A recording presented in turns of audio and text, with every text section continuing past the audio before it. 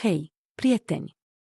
Astăzi vom vorbi despre adezivul pentru placi pentru sistemele de încălzire prin pardoseală. E un subiect important, pentru că alegerea corectă a adezivului poate face diferența între o instalare roisită și o serie de probleme ulterioare.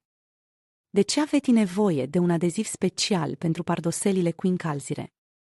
Ei bine, e simplu. Pardoseala caldă generează căldura, iar aceasta afectează comportamentul materialelor de construcție. Adezivul trebuie să fie capabil să reziste la variațiile de temperatură, să nu se crape și să asigure o aderență perfectă a placilor. Pentru ce servește adezivul? Adezivul are rolul de a fixa placile de gresie sau faianta pe suportul de pardoseală, asigurând o legătură puternică și durabilă. În cazul sistemelor de încălzire prin pardoseală, adezivul trebuie să fie flexibil, pentru a permite dilatarea și contractarea placilor sub influența căldurii. Tipurile de pardoselii cu încălzire sunt diverse: electrice, cu apă și cu infrarosul. Fiecare tip are propriile caracteristici și necesită un adeziv specific. Pardoselile electrice sunt formate din cabluri electrice care generează căldura. Aici, adezivul trebuie să fie rezistent la temperaturi ridicate, de până la 100 grade Celsius.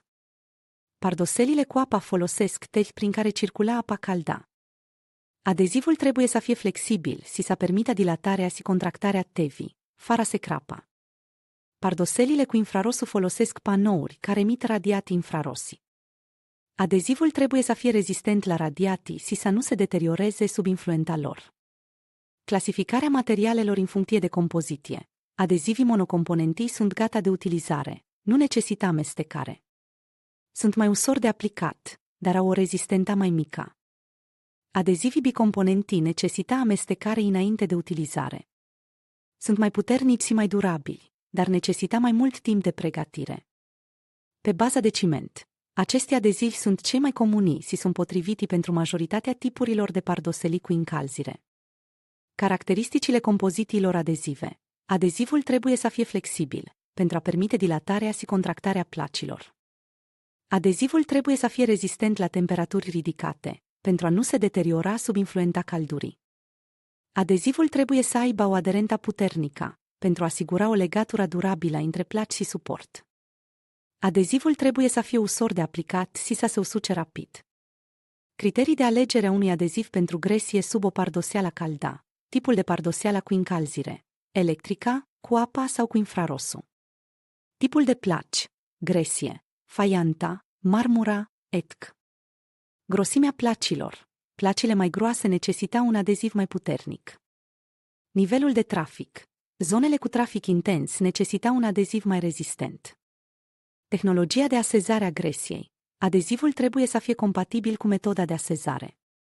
Grosimea necesară. Grosimea adezivului. Grosimea adezivului depinde de tipul de placi și de suport. Pentru placile subtili, grosimea adezivului poate fi de TW3 mm. Pentru placile groase, grosimea adezivului poate fi de FIV7 mm. Asigurate că citești cu atenție instrucțiunile de pe ambalajul adezivului și respecta recomandările producătorului. Sper că acest video v-a fost util. Nu uitați să dați like și să vă abonați la canalul meu pentru mai multe sfaturi utile. Hei, prieteni! Astăzi vorbim despre adezivul pentru placi pentru sistemele de încălzire prin pardoseală. E un subiect important, pentru că o alegere greșită poate duce la probleme serioase. Să începem cu câteva greșeli comune pe care le fac oamenii când asează gresie pe o pardoseală încălzită.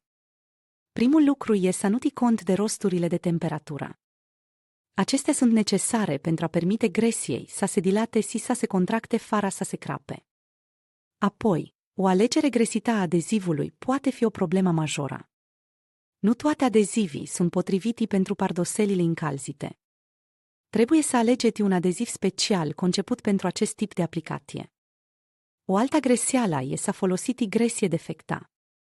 Gresia trebuie să fie de bună calitate și să nu aibă fisuri sau alte defect.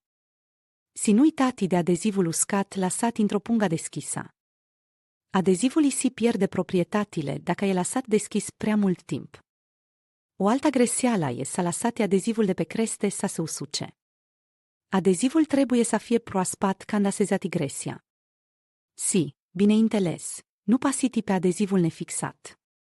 Așteptati ca adezivul să se usuce complet înainte de a merge pe el. Acum, să vorbim despre tipurile de adeziv pentru gresie și faianta. Existau multime de marci populare pe piața, dar câteva dintre cele mai cunoscute sunt Ceresit, Bergdorf, Knauf, Litokol, Unis și Starateli. Fiecare dintre aceste marci are o gamă largă de adezivi, cu proprietăți și caracteristici diferite. Când alegeți adezivul, trebuie să țineți cont de tipul de gresie, de temperatura de aplicare și de tipul de pardoseală încălzită. Adezivul pentru pardoselile încălzite trebuie să fie flexibil și să aibă o bună aderență. De asemenea, trebuie să fie rezistent la temperaturi ridicate și la umiditate. Când aplicați adezivul, asigurați-vă că îl distribuiți uniform pe toată suprafața. Nu lăsați goluri de aer și nu aplicați prea mult adeziv. După ce ați asezat gresia, lăsați-o să se usuce complet înainte de a o folosi. Sper că aceste informații v-au fost utile. Dacă aveți întrebări, nu ezitați să le puneți în comentarii.